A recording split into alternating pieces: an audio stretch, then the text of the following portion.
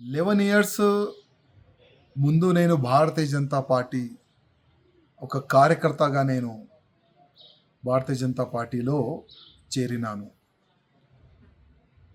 Bharatiya Janata party అధికారులు నాపైన విశ్వాసం పెట్టుకొని గోషామేల్ నియోజకవర్గం నుంచి నాకు మూడోసారి టికెట్ ఇచ్చినారు.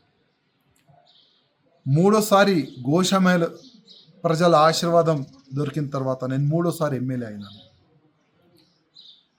కంటిన్యూగా నా గోషామేల్ ప్రజలు సేవ చేసుకుంటా కంటిన్యూగా దేశం పట్ల, హిందూ సమాజం పట్ల, గౌమాత గురించి, లవ్ జిహాద్ గురించి నేను పోరాడుతూనే ఉన్నాను. అందరు కూడా చూస్తున్నారు. కానీ ఇవాళ ల్యాక్స్ ఆఫ్ భారతీయ జనతా పార్టీ కార్యకర్తల గొంతుకి ఆ గొంతుని నేను ఢిల్లీ వరకు తీసుకొని వెళ్ళాలనుకున్నాను. కానీ నేను అక్కడ ఫెయిల్ అయిన అనుకున్నాను.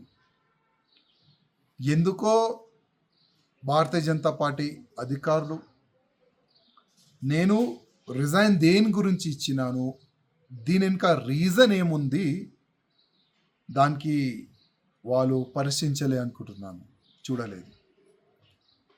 ఇవాళ మా రాష్ట్రీయ అధ్యక్ష వారు నా రిజైన్ని వాళ్ళు యాక్సెప్ట్ చేసినారు. నాకు ఒక మీడియా మిత్రులు నాకు వాట్సాప్ పరంగా నాకు పంపించినారు. అది నాకు దొరికింది.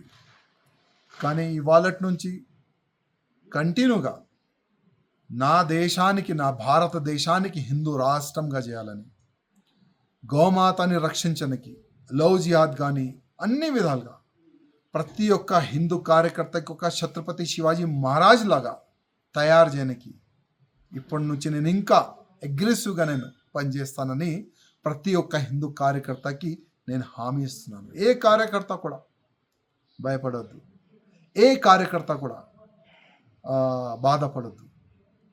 ఒక్కప్పుడు మనం ఏం లేకపోతే కూడా దేశ ద్రోహులతోని ఫైట్ చేసినాం.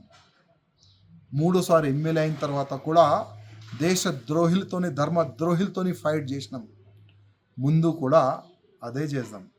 మీ అందరి ఆశీర్వాదం, మీ అందరు సహకారం నాకు ఉన్నది. గతంలో కూడా ఉండే, ఇప్పుడు కూడా ఉన్నది. ఏం టెన్షన్ ఏ బీజేపీ కార్యకర్త కానీ, నా హిందూ కార్యకర్తలు కానీ కొద్ది కూడా టెన్షన్ ఎవరు కూడా తీసుకోవద్దని నా ప్రతి ఒక్క కార్యకర్తకి నేను హృదయపూర్వకంగా ఒక సందేశం ఇవ్వాలనుకుంటున్నాను. ప్రతి ఒక్క బీజేపీ కార్యకర్త, గోషామేల్లో ఉన్న కార్యకర్తలకి నా హృదయపూర్వక ధన్యవాదాలు. మూడోసారి నాకు ఆశీర్వాదం ఇచ్చినందుకు. జై శ్రీరామ్.